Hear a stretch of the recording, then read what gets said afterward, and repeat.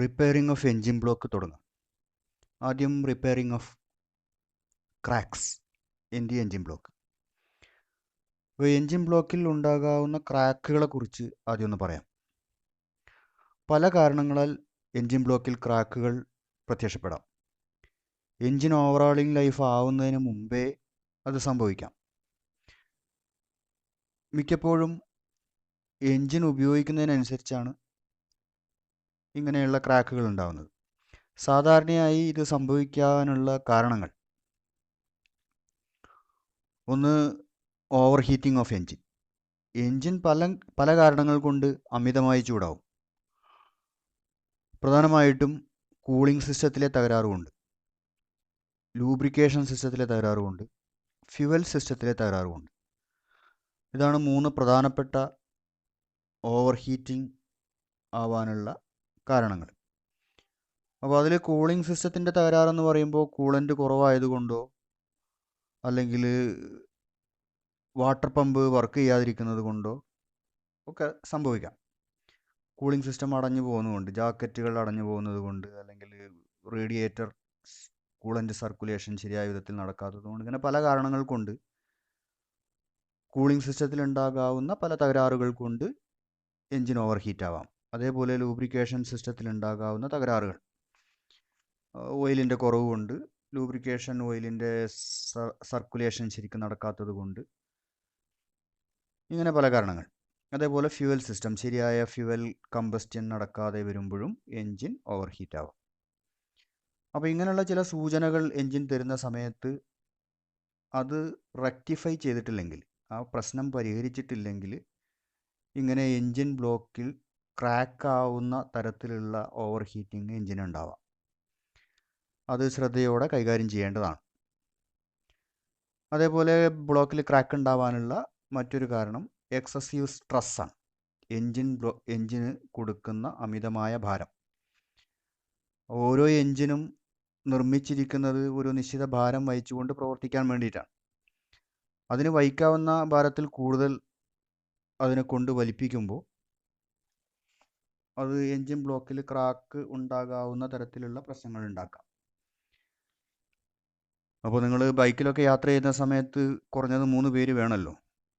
അപ്പോൾ യാത്ര ചെയ്യുന്ന സമയത്ത് അത് വലിയ പ്രശ്നങ്ങളൊന്നും തോന്നിക്കില്ലെങ്കിലും ഭാവിയിൽ എൻജിന് ഇത്തരത്തിലുള്ള പ്രശ്നങ്ങളൊക്കെ ഉണ്ടാക്കാമെന്ന് മനസ്സിലാക്കുന്നത് നല്ലതാണ്.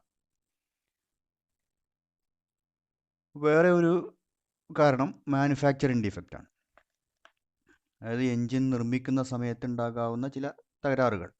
എൻജിനൊക്കെ പല കമ്പനികൾ നിർമ്മിക്കുന്ന സമയത്ത് ചില ബാച്ചുകൾ, അതായത് ഒരു വർഷം ഉണ്ടാക്കുന്ന എൻജിനുകളിൽ മൊത്തമായിട്ട് ഇത്തരത്തിലുള്ള ചില ഡിഫക്ട്സ് കാണുകയൊക്കെ പതിവാണ്.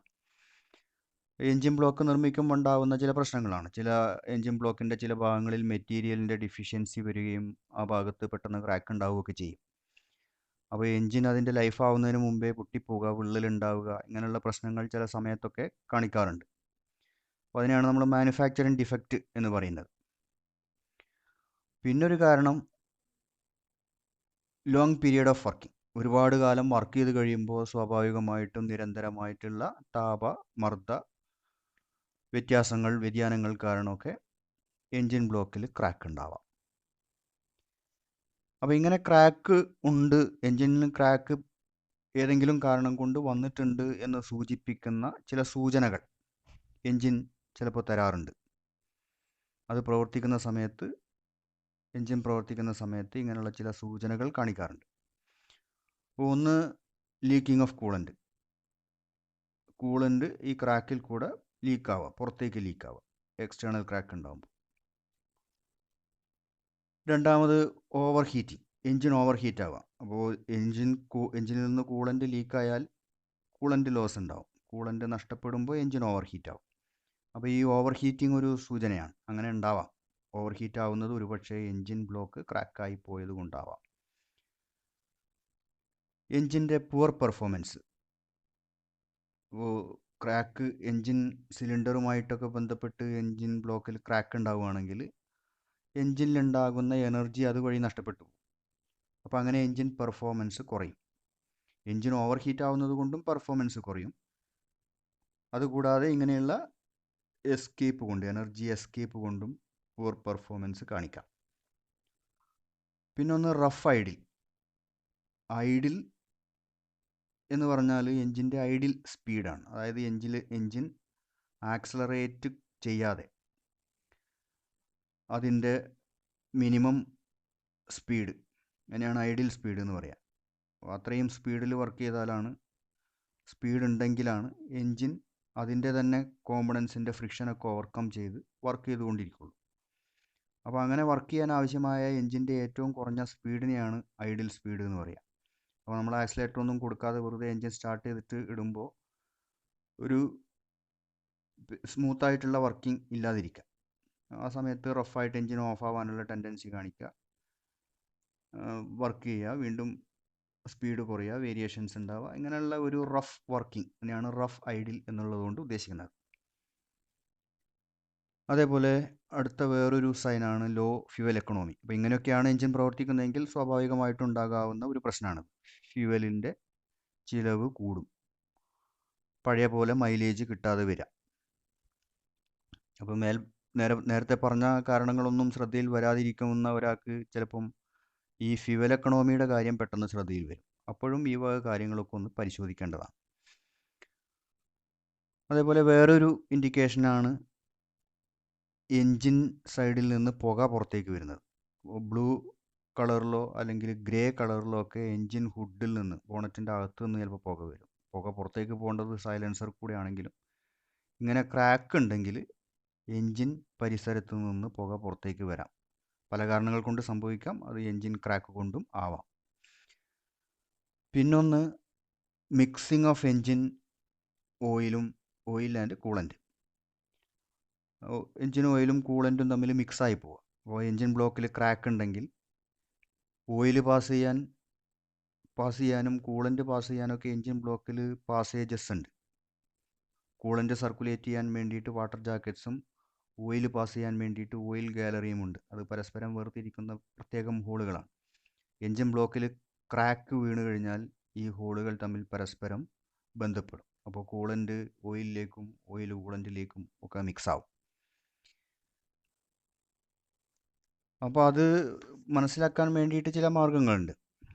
ഇപ്പോൾ ലൂബ്രിക്കേറ്റിംഗ് ഓയിൽ ഒഴിക്കുന്ന പ്ലഗ്, അതിൻ്റെ അടപ്പ് ഊരിയിട്ട് നോക്കുമ്പോൾ അതിൻ്റെ അടിയിൽ ഒരു വൈറ്റ് ഡെപ്പോസിറ്റ് കാണുകയാണെങ്കിൽ ഓയിലുമായിട്ട് വെള്ളം മിക്സ് ചെയ്യപ്പെടുന്നതായിട്ട് സംശയിക്കാം. അതേപോലെ എൻജിൻ ലൂബ്രിക്കേറ്റിംഗ് ഓയിലിൻ്റെ ലെവൽ ചെക്ക് ചെയ്യുമ്പോൾ അത് ഓവർ ലെവൽ കാണിക്കുകയാണെങ്കിൽ, എക്സസ് ലെവലിൽ ലൂബ്രിക്കൻ്റ് ലെവൽ കാണിക്കുകയാണെങ്കിൽ, അപ്പോൾ സാധാരണഗതിയിൽ ഒരു പിന്നെ കറക്റ്റ് ലെവലിൽ ഒഴിച്ചിട്ടുള്ള ഓയിൽ ഒരിക്കലും പിന്നീട് ചെക്ക് ചെയ്യുമ്പോൾ ഓവർ ലെവൽ കാണിക്കില്ല. അപ്പോൾ അങ്ങനെ കാണിക്കുന്നുണ്ടെങ്കിൽ അതിനർത്ഥം ഓയിലിലേക്ക് വേറെന്തോ വന്ന് ചേരുന്നുണ്ടെന്നാണ്. അപ്പോൾ അത് സ്വാഭാവികമായിട്ടും കൂളൻ്റ് ആവാനാണ് സാധ്യത. അപ്പോൾ എൻജിൻ ബ്ലോക്കിൽ ക്രാക്ക് ഉണ്ടായിട്ടുണ്ടെങ്കിൽ എൻജിൻ പ്രവർത്തിക്കുന്ന സമയത്ത് ഇത്തരത്തിലുള്ള ചില സൂചനകൾ നൽകാറുണ്ട്. ഈ സൂചനകൾ കണ്ട് വേണ്ട രീതിയിൽ കൈകാര്യം ചെയ്തിട്ടില്ലെങ്കിൽ വലിയ വില കൊടുക്കേണ്ടി വരുന്ന കുഴപ്പങ്ങളിലേക്ക് എത്തിപ്പെടാം. ഇത് കൂടാതെ ചില എഫക്ട്സ്, ഇങ്ങനെയുള്ള ക്രാക്കുകൾ ഉണ്ടായാൽ ഉണ്ടാകാവുന്ന ചില എഫക്ട്സ് കൂടി പറയാം. അപ്പോൾ എൻജിൻ ബ്ലോക്കിൽ അതിൻ്റെ വാട്ടർ ജാക്കറ്റിൽ ക്രാക്ക് ഉണ്ടായിട്ടുണ്ടെങ്കിൽ കൂളൻ്റ്, ഉള്ളിൽ കൂടെ സർക്കുലേറ്റ് ചെയ്യുന്ന കൂളൻ്റ് നല്ല പ്രഷറിൽ തന്നെ പുറത്തേക്ക് വരും. അങ്ങനെ പുറത്തേക്ക് വരുന്ന കൂളൻ്റ് ഇലക്ട്രിക്കൽ സർക്യൂട്ട്സിലൊക്കെ നനവുണ്ടാക്കും. അപ്പോൾ ഷോർട്ട് സർക്യൂട്ട് ഉണ്ടാവാം. അങ്ങനെ ഷോർട്ട് സർക്യൂട്ട് ഉണ്ടായിട്ടുണ്ടെങ്കിൽ അത് വലിയ അപകടങ്ങളിലേക്ക് എത്താനുള്ള സാധ്യതയുണ്ട്. ഷോർട്ട് സർക്യൂട്ട് ഒരു ഫയർ ഉണ്ടാക്കാനുള്ള സാധ്യത തന്നെ ഉണ്ട്. അതായത് എൻജിൻ മുഴുവനായിട്ടോ അല്ലെങ്കിൽ വാഹനം തന്നെയോ കത്തിപ്പോവാനുള്ള സാധ്യതയൊക്കെ അത് ഉണ്ടാക്കും. പിന്നെ ഒന്ന്, ഇങ്ങനെ ഉണ്ടാകുന്ന കൂളൻ്റ് ലീക്കേജ് കൂളിംഗ് സിസ്റ്റത്തിലെ പ്രഷർ കുറയ്ക്കും. കൂളിംഗ് സിസ്റ്റം പ്രവർത്തിക്കുന്നത് ഒരു നിശ്ചിത പ്രഷറിലാണ്. അപ്പോൾ ആ പ്രഷർ കുറഞ്ഞു പോയിട്ടുണ്ടെങ്കിൽ കൂളൻറ്റിൻ്റെ ബോയിലിംഗ് പോയിൻ്റ് കുറയും. എന്ന് വെച്ചാൽ വെള്ളം നേരത്തെ തിളയ്ക്കാൻ തുടങ്ങും, കൂളൻ്റ് നേരത്തെ തിളയ്ക്കാം. അപ്പോൾ അങ്ങനെ തിളച്ചിട്ടുണ്ടെങ്കിൽ വേറെ ഒരു പ്രശ്നം ഉണ്ടാകാവുന്നത് സിലിണ്ടർ ഹെഡ് ഗ്യാസ്കറ്റ് നശിച്ചു പോവുക, കേടുവന്നു പോകും. അതേപോലെ സിലിണ്ടർ ഹെഡിന് വാർപ്പേജ് ഉണ്ടാവും ഇങ്ങനെ സംഭവിച്ചിട്ടുണ്ടെങ്കിൽ. അപ്പോൾ ഇതുപോലുള്ള എഫക്റ്റുകൾ എൻജിൻ ക്രാക്ക് ഉണ്ടാക്കാം. അപ്പോൾ ഇങ്ങനെയൊക്കെ സംഭവിക്കാതിരിക്കണമെങ്കിൽ എൻജിൻ ബ്ലോക്ക് ക്രാക്ക് ഡിറ്റക്റ്റ് ചെയ്ത് റെക്ടിഫൈ ചെയ്യണം. ഇത് റിപ്പയറിങ് ചെയ്യാൻ പല മെത്തേഡുകളുണ്ട്. ഏത് മെത്തേഡ് ഉപയോഗിക്കണം എന്നുള്ളതിന് ആദ്യം ക്രാക്ക് എത്രത്തോളം ഉണ്ട് എന്നുള്ളത് എവാലുവേറ്റ് ചെയ്തതിന് ശേഷം തീരുമാനമെടുക്കണം. സാധാരണ ഉപയോഗിച്ച് വരുന്ന മെത്തേഡ്സ് ഇതൊക്കെയാണ്. ഒന്നാമത്തത് കൊമേഴ്ഷ്യൽ സീലേഴ്സ് ഉപയോഗിച്ചിട്ടുള്ള റിപ്പയറിങ്. അപ്പോൾ ഇത് ഒരു തരം സീലൻ്റാണ്, ഒരു സീലിംഗ് ഏജൻറ്റ്. ഫൈബർ അടങ്ങിയിട്ടുള്ള ഈ സീലിംഗ് ഏജൻറ്റ് കൂളൻറ്റിൻ്റെ കൂടെ മിക്സ് ചെയ്ത് ഉപയോഗിക്കും. അപ്പോൾ കൂളൻറ്റിൽ അത് ഉപയോഗിക്കുമ്പോൾ കൂളൻ്റ് സർക്കുലേറ്റ് ചെയ്യുന്ന സമയത്ത് ഈ ഫൈബർ പാർട്ടിക്കിൾസ് ചെറിയ ക്രാക്കുകളിലൊക്കെ പോയി അടിഞ്ഞ് ലീക്കേജ് തടയാൻ വേണ്ടിയിട്ട് സഹായിക്കും. പിന്നെ ഫൈബർ ലോക്ക് കൂളൻ്റ് എന്ന് പറയും. അപ്പോൾ സാധാരണ നമ്മൾ ഉപയോഗിക്കുന്ന കൂളൻറ്റിൽ നേരിയ തോതിൽ ഇങ്ങനെയുള്ള ഫൈബർ പാർട്ടിക്കിൾസ് ഉണ്ട്. അപ്പോൾ എൻജിൻ ക്രാക്കായിട്ടുണ്ടെങ്കിൽ, നേരിയ ക്രാക്കുകൾ ഉണ്ടെങ്കിൽ ഇതിൻ്റെ വേറൊരു മോഡിഫൈഡ് കൂളൻ്റാണ്. അതിൽ കുറച്ചും കൂടി വലിയ ഫൈബർ പാർട്ടിക്കിൾ അടങ്ങിയിട്ടുണ്ടാവും. അതിനെ ഫൈബർ ലോക്ക് കൂളൻ്റ് എന്ന് പറയും. അപ്പോൾ ചെറിയ ക്രാക്കുകളൊക്കെ ആണെങ്കിൽ ഈ കൂളൻ്റ് ഉപയോഗിച്ചിട്ട് ഇത് തടയാൻ സാധിക്കും. വേറൊരു മെത്തേഡാണ് കോൾഡ് മെറ്റൽ പാച്ചസ്. അത് ചിലതരം എപ്പോക്സീസും അഡ്ഹസീവ്സും ഒക്കെ ഉപയോഗിച്ചിട്ടുള്ള ഒരു പാച്ച് വർക്ക്.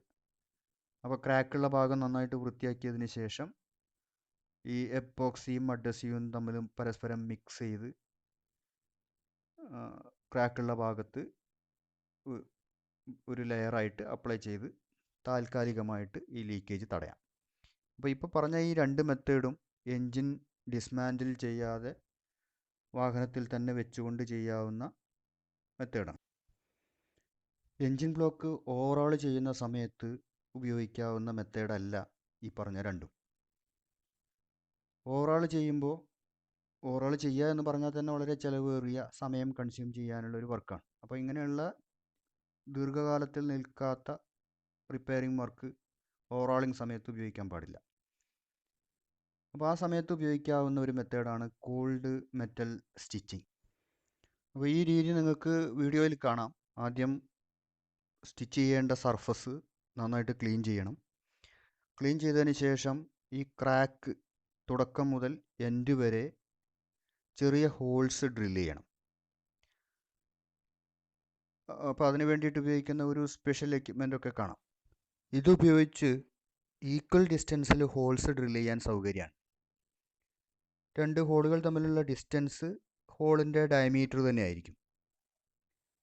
അപ്പോൾ ഈ രീതിയിൽ ക്രാക്കിൻ്റെ end to end holes drill ചെയ്യുക. ഇത് രണ്ട് ഹോൾസ് ഡ്രിൽ ചെയ്തതിന് ശേഷം വീണ്ടും എടുത്ത് അടുത്ത ഹോളിലേക്ക് ഇൻസർട്ട് ചെയ്ത് ചെയ്യണം. ഇതുപയോഗിച്ചിട്ട് അടുത്തടുത്ത് ഹോൾസ് ഡ്രിൽ ചെയ്തതിന് ശേഷം ആ ഹോളിൽ ത്രെഡ് ഉണ്ടാക്കണം. ടാപ്പ് ഉപയോഗിച്ചിട്ട് ത്രെഡ്സ് ഉണ്ടാക്കുക. എന്നിട്ട് അതിലേക്ക് സ്റ്റഡ് അല്ലെങ്കിൽ ബോൾട്ട് ടൈറ്റ് ചെയ്യുക. ടൈറ്റ് ചെയ്തിട്ട് അതിൻ്റെ ഹെഡ് റിമൂവ് ചെയ്യുക. അവിടെ ഗ്രൈൻഡ് ചെയ്ത് ബ്ലോക്കിൻ്റെ സർഫസ് പോലെ തന്നെ ആക്കാം.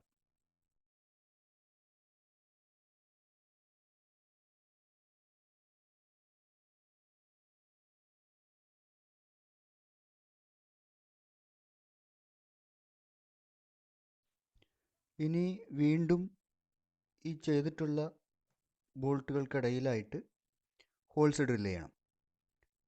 അതും ഈക്വൽ ഡിസ്റ്റൻസിൽ നേരത്തെ ചെയ്തതുപോലെ തന്നെ കൃത്യമായിട്ട് രണ്ട് അഡ്ജസൻ്റ് ബോൾട്ടുകൾക്കിടയിൽ ഹോൾ വരത്തക്ക രീതിയിൽ ഡ്രിൽ ചെയ്യുക, ത്രെഡ് ചെയ്യുക. ഇതേപോലെ തന്നെ സ്റ്റഡ് അതിൽ ഇൻസർട്ട് ചെയ്യുക, ഹെഡ് കട്ട് ചെയ്യുക, ഗ്രൈൻഡ് ചെയ്ത് ക്ലിയർ ചെയ്യുക. അപ്പോൾ ഇങ്ങനെ ഈ രീതിയിൽ ഇതിൻ്റെ ക്രാക്ക് റിപ്പയർ ചെയ്യാം. ഇനി കോൾഡ് മെറ്റൽ സ്റ്റിച്ചിങ് വേറൊരു രീതിയിൽ ചെയ്യുന്നത് കാണാം.